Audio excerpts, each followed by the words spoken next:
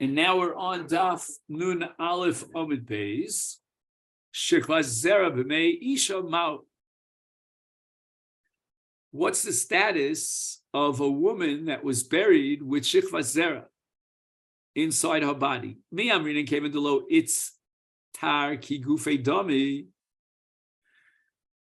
Shall we say that the Zera potentially is a separate entity when there'll be conception and a fetus will be formed, but right now it's impossible. There's no Vlad over here. So this is not an extraneous body, but rather it's part of the Gufa Isha. Dilma came into Me'alma Silo. Since it's not generated by her own body, it came from the outside, therefore it's not part of her body, and therefore it's Mavatel, the Tumas Rokov, just like a Galgal. Boy Rav Papa, another suffix. Pirsha Mahu. Right? There's a lot of solace, a lot of, when a person eats and the digestion begins, the food is a mixture of good stuff that will eventually be converted to blood and become part of the system, the circuit. And then there's the psolis. And should we say that if she was buried with that psolis, again, I don't know why we're talking about a woman in this case. In the previous two sfekas, I understand, but this Boira Papa should not be referring to a woman. It should be referring to a man as well. Oh, Baruch Shekivanti. Suffix zeh. I got to make a note of this here. I don't know how I missed this one-liner here. He says, suffix zeh hu gam gabi zocha. Okay, fine. And now we have the following. Shall we assume that all this psolis that's mixed up in the digestive system inside our body, when it's buried, it's extraneous, it's foreign, and therefore it's mevatel and mafkia, the tumas raka. And the Gemara analyzes. She cannot survive without eating. So therefore, everything that she eats, which gives her sustenance, and again, it doesn't have to be her, it could be he, right, is all considered part of her guf. So even though there's psoles, nevertheless, since she needs it, and she cannot eat without psoles, and she cannot survive without eating, therefore it's part of her guf. Odilma ha'anami me'alma asi. This is to be seen as something extraneous, outside the body, and it's going to be expelled from the body, and therefore it's not part of her body, and it's mavato, it's mafkia, tumas, raka. Another suffix. Boy, Rav Acha Bereder Rav Ika Oro Mahu. Whoa, this really got me. I lost some sleep over this one.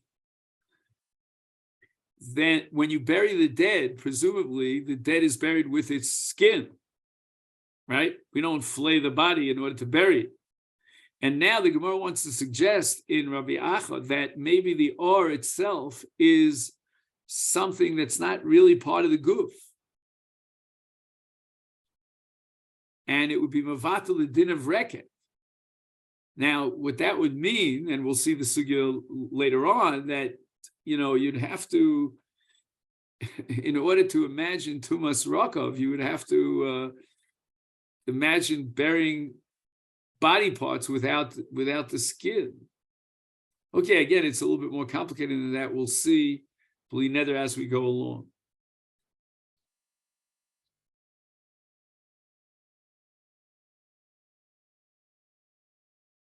Now, Rabbeinu Peretz is confused, is perplexed by this Gemara, because we said that Seyar, which is Mechuber L'Rosh, in other words, if they didn't cut off the hair and they buried the dead with the Seyar is not Mavatel.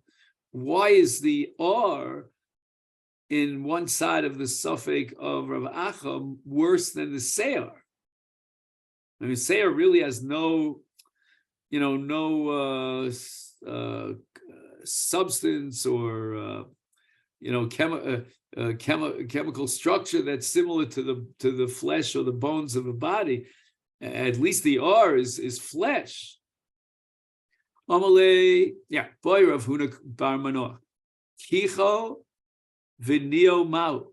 When we bury the dead, there's saliva and phlegm, and those are not really part of the guf adam. Is that also going to be mafkia bevatel, the din of rakav, as it disintegrates?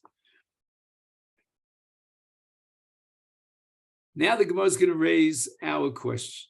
Amalei Rav Shmuel bar Achol Rav Papa. V'isal kedai to kol hani to come out of galgalim. If you're going to assume in all these cases, like or in the case of Peresh, right, Pirsha, or Kicho, Neo, if all these cases are Mavato, the din of Rakav Minames, the Tumas Rakav is Rakav the Metamech Mishkachasla.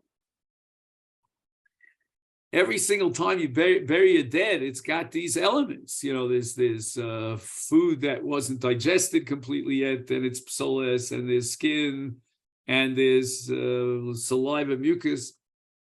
How could you ever imagine Tumas Rakav? It's a non-entity. And the Gemara now does somersaults in the air to come up with a hechetimtza of Tumas Rakav. The Ashke made the colon. Yeah, I don't know, Rabbi, did you ever take a colonoscopy? Yeah, I had 3 of them so far, I think, if I remember. Anyway, remember they tell you to drink that stuff? It's horrible. I remember for years, whenever I saw the glass on the table that I used for that drink, I would get nauseous. But it's something that cleans out the system. And that's called made the colon. So before the guy died, they gave him made the colon to drink. This is water that comes from a certain kind of a mayon. And it's a mayon, a spring, or right, a spring that comes between 2 date trees, 2 date palms, and it cleans out the system. Again, I don't know the biology of it right now, the chemistry of it. And the Gemara says in Masechet Shabbos Daf Kuf Yud that in Mota Machasya they had 2 dekolim, and between the 2 dekolim there was a mayon, and they would drink from this mayon, and it was a refuah for the me'ayin. But if you drank 2 cups, then it would be mishalshel, and 3 cups, forget it. The entire goof was naki legamri. Okay, so fine, you've gotten rid of all the pirsha, but what about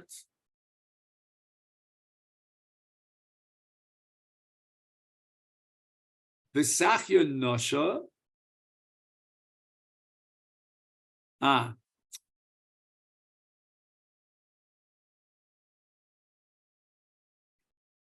They did a sicha on the body, on the corpse, with a kind of deliberatory sam, which usually is used to remove hair. And what does this accomplish? I guess this is going to remove the hair. So we're assuming now against Chizkiah that the hair itself is mevatel as a galgal, the tumas rakav. But there was no hair because they did the sicha, which removed the hair.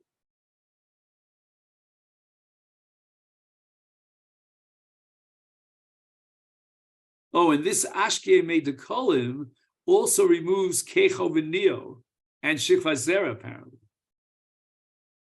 It cleans out all these foreign substances from the body. Now, what about the skin? Ushloko b'mei tveria. I don't know why they would do such a thing. In any event, they took the body and put it into the springs of Tver, the hot springs, and the skin became so soft that they were able to flay the skin, remove the skin. I don't know, this sounds like the Holocaust to me, I don't know. But anyway. So basically, the bottom line is that we don't really have to worry too often about Tumas Rakav. entity of Tumas Rokov is like only theoretical. Omar Abai Naktinon Masechet Techano Elo Rokov. So if they took the body of the mess and they artificially, meaning through human effort, they were able to make the mess into afar. They converted it to dust through a process called tchinas aguf. Somehow they pounded, they grind up the body, then there's no tumas rekav. In other words, the chiddush of halacha Moshe Sinai of tumas rakav is only the afruris that is produced by a natural process of disintegration, but not when the human activity created afrarios through the act of tchina. Yiboilahu, the Gemara has another subject. Tchano v'chazar v'hirkiv ma'u. What happens if at one moment in time it did not have a din of rakev? Why? Because it was after tchina, which we said is ein lo rakav. But then subsequently, whatever was left of the body started disintegrating and becoming afar. Shall we say that since at one point in time it was mufka from tumas rakov, therefore it cannot go back and be chosav v'nir, or no? And he has here a kasha of Rabbeinu Peretz again. What room is there for this suffix? The Gemara is going to tell us that if the mess is missing anything from its goof, there's no din of rakov. How much more so after the body was ground and all its avarim, all its limbs fell apart? How could there be a havamina that there'd be tumas rakov?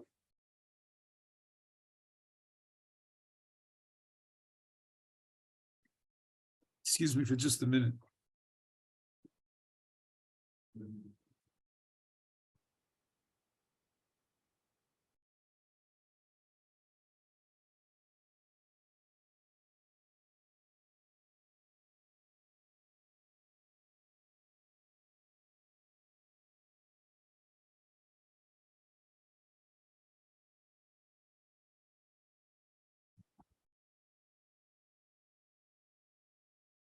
Okay, sorry. So that's the kasha of Rabbeinu Peretz. And his answer is that since all the avarim are here, even if they're not complete, that's not considered a meis chaser. A meis chaser, which is not metami v'tumas rakav, is only if nechsar aver legamri, a part of the body was removed. Here there was no part of the body removed. And now the Gemara analyzes the suffix of tchano v'chazav v'kiva. Midi hu taima ela de'ika bosa v'gidin v'atzomos v'a'ika. Shall we say that the basic definition and precondition for tumas rekev is that we have this rakvuvis that comes from bosa gidin atzomos, and that we have. Even after tchano, we still have the rakruvis when it's chazav v'hirkiv of basar gidin v'atzomos, and therefore be v'tami tumas rekev. And here we have a statement of the Keren Ora. He says, I don't understand. How could it be possible that after the tchina, when there was a bittul of shem tuma, is tachzar tuma zulam komalach sheyarkiv? We never found that something that's not tameh can later on resume its original status of be mitamin. Or shall we say that the halacha l'moshe misina of tumas rakav is limited to the case of a normal kind of rikavon? But if there's some change in the process of rikavon, it's an unusual situation where there was a tchina first, and then there was rikavon, then it doesn't have a din of tumas rakav take. Tani ula bar chanina, meis shechasar, if the body is missing a part, ein lo rakav. The chiddush of the halacha Moshe Misine only applies when the entire goof is sholem, but not when an aver, a part of the body, was removed.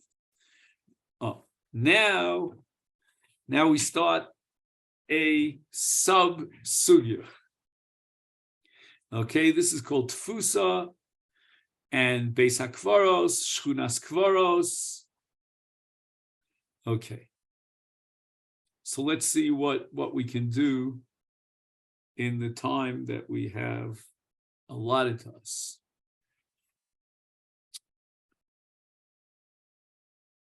There's something called Pinui Hames, which means that after burial, we want to remove the body, to exhume the body,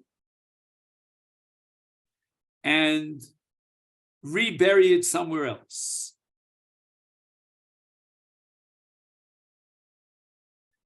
And one of the preconditions of Pinui Hames, because the Rabbanan added all sorts of strictures and restrictions and limitations, is that he has to gather together the offer that's around the body of the mess, and he's got to chop up part of the karka that's solid. So we're not talking about offer tikhoch that's already chopped up, but we're talking about breaking down the karka for 3 etzbos. And the reason for this is because the human body after burial will exude certain fluids that are absorbed by the karka. And everything that's left of the body, even that which is no longer inside the body, has to be exhumed in order to allow for Pinui Hames. Now again, all this applies when you have a full body. But if the body is missing a part, then Pinui Hames is permissible even without the tfusa. Tfusa meaning the area around the body. So Mesha Chaser, number one, Ein Lo Rokov, there's no din of Rokov. Because the Chiddush of Halacha Moshitza Rokov is only called Guf HaMes Sholem. Number two, there's no din of Tfusa. Right? If the mes is chaser, then you don't have this tfisa to allow pinui only if you take the surrounding offer. And it doesn't have the din of shchunas kvaros. What is shchunas kvaros? If 3 bodies, 3 corpses are buried within a certain small, limited circumference, which is, let's say, up to 8 amos, then it becomes a beis hakvaros. And we don't do pinui from a beis hakvaros. Once a person is buried in a cemetery, that's it. Now, what constitutes a beis hakvaros when you have 3 bodies that are buried within a certain proximity? However, if one of those bodies is chaser, it's not a complete body, then it's not added and integrated to the other 2 corpses to create a beis hakvaros, and therefore there'll be a heter of Pinui Hames because it's not from a beis hakvaros.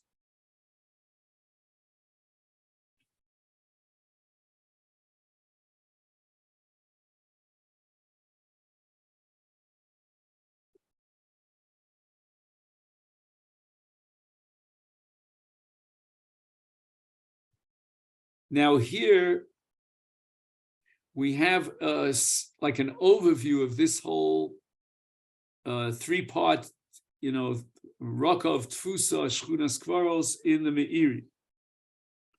The Meiri says that the prohibition of Pinui Kever is a Gzera D'Rabbanan.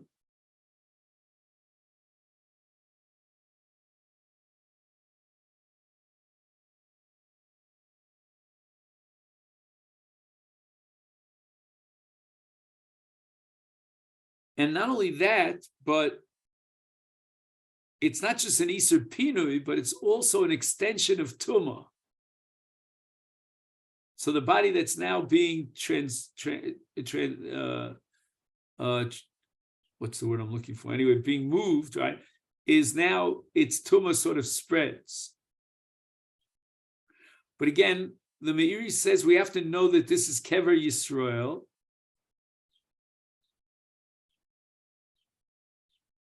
And that means that Raglav Pshutos, Yadav Munachos al Libo. So there's a way of determining whether the body that was interred was a Jewish body or a non-Jewish body, because a non-Jewish body is the Rosh is placed between the Yerechos. Okay, fine. So we clarified that we have a Jewish burial site. Then the Meiri says we have to know whether it was buried Bershus or Shalo Bershus. Now, I'm not sure what he means here, but if it was buried Bershus, then there's an Isur Pinui. All right, there are a lot of other dinim here. The Meiri has a whole piece here. If you buy it, and what exactly is the area which the three bodies were buried. Meisvei. The Gemara now has an objection to Ula from a Mishnah in Edios Perek Vav. And we're talking about deriving the halachos of Tumah in an Avrim and a Chai if a full limb from a live person was detached. And we're deriving that for the dinim of Avrim and a Mes. So what is the nidon here? You have a kazayas basar that was poresh min aver min achai, and it's metame b'kazayas as if it was a basar poresh mi aver min ames. La halacha, we don't paskin like this. Ein aver min achai metame achia bo basar gidin vatzamos. Okay, fine. So the Mishnah says the following, that you cannot compare Avrim and Ames and its Tumah to Avrim and Achai. You can't derive any conclusions from Avrim and Ames to Avrim and Achai. Why? Because we have three basic dinim or chumras, isurim, that apply to Avrim and Ames that do not apply to Avrim and Achai. And therefore, you're not going to be able to derive the halacha of kizayis min Avrim min achai. Lo amarta b'mes. Number one, sheyesh lo rov v'rova omalo tarvad rokov. We have three dinim here that only apply to a mes and do not apply to Avrim min achai. Number one is rov, and rov means Rov binyan aguf, which is shnei yerechim v'shuk echad, or shnei shukim v'yerech echad. And we have rova. Rova means rov minyan evarov, which is 125 evarim. That's more than half of the 248 evarim. And below tarvad rokav.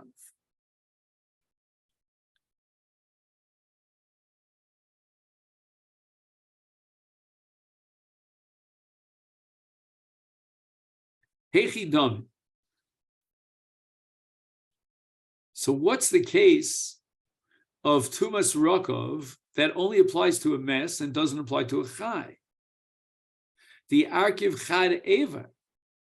You're going to have to assume that in a parallel situation, we're talking about the recovery of one limb of the body.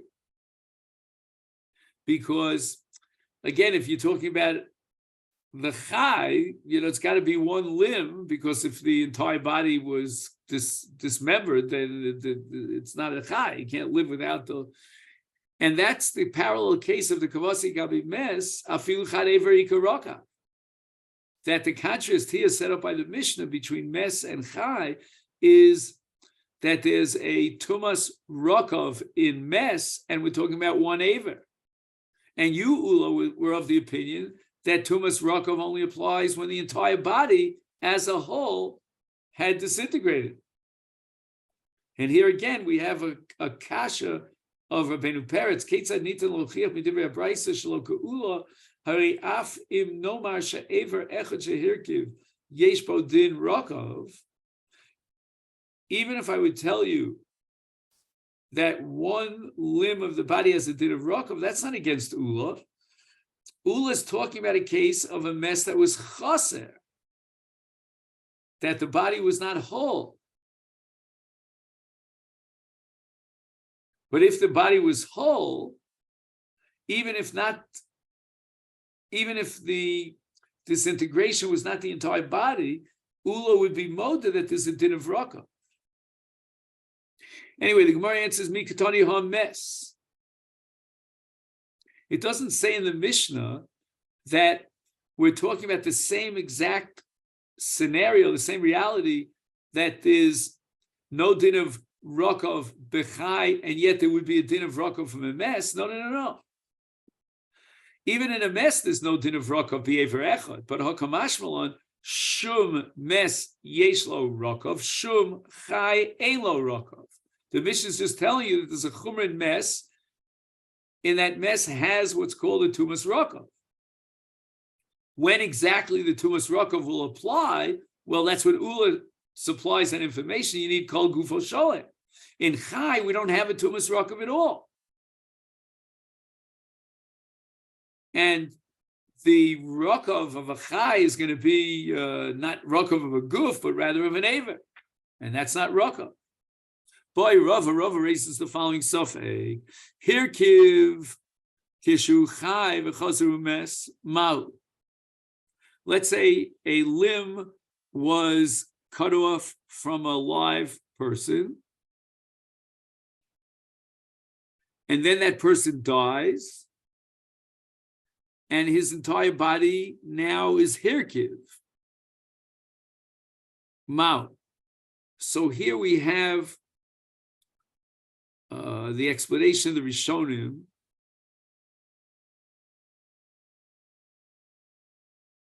and that is that the aver that was dismembered during the lifetime of the person now was hirkiv, and it itself again is not subject to tumas rekev, but once the rest of the body was hirkiv, can we now integrate that aver shehirkiv, which happened while he was alive, to the rest of the body, all the other avarim? And it's as if we have the entire body together without missing any part of the body that's subject to rikavon, and therefore to tumas rokev.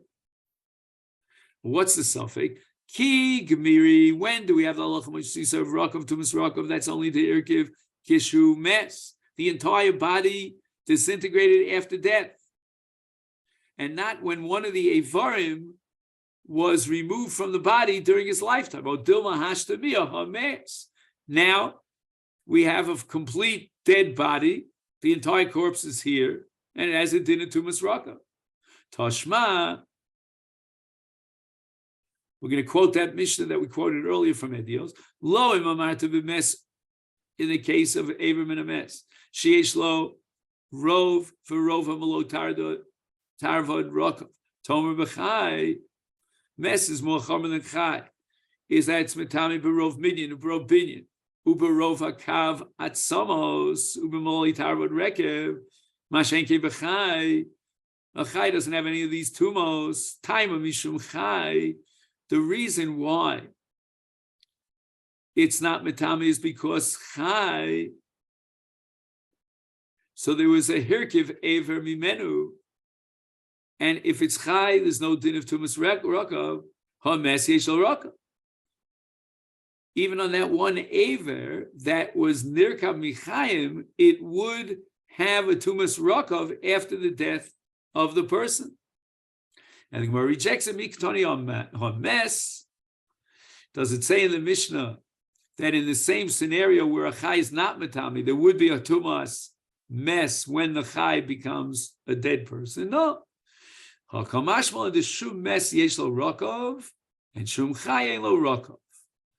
That the concept of tumas rokov applies to a mess, and that's only when the entire body disintegrated after death. But in the case of a chai, there's no such scenario, no such entity as Tumas Raka.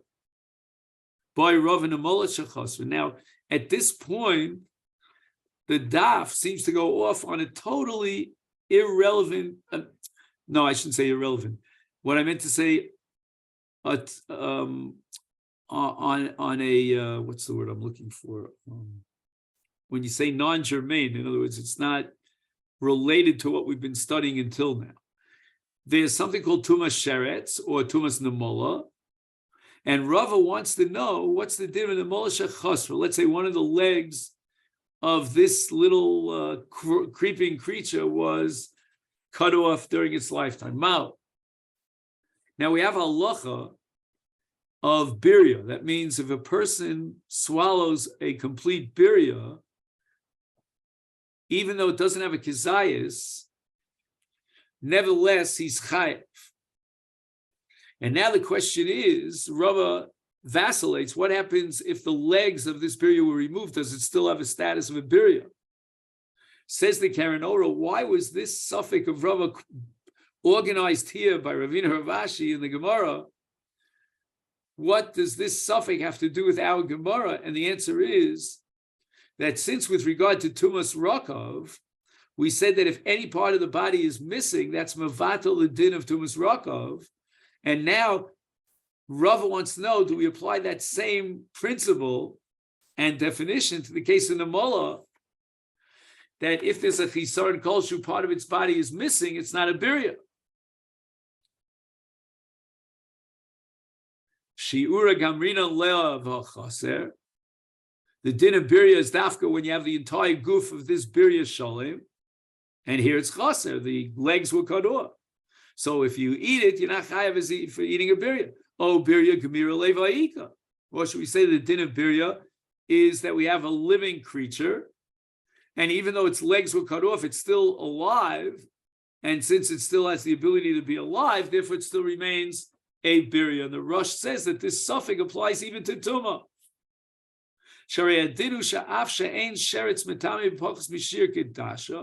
A sheretz is not metami if it's smaller than a kedasha. Nevertheless, if it's a birya shlema, it's metame b'kol shehu. And now the Gemara is a suffix. In the case of an amola shenechtechu ragleha, does it still have a shem birya and it's metame or not? So the Gemara is not only limited to the question of Isser Achilas Sheretz and whether or not he's chayav without a kizayis because it was a birya, but the Gemara is also talking about Tumas Sheretz and whether or not Tumas Sheretz, in the case of a Pachos Mishir Kedasha, when it applies to a birya shlema, what happens if the legs were cut off? And this leads us to Amar Yehuda on Daf Nun Beis, which Amir Hashem Blineta will learn tomorrow.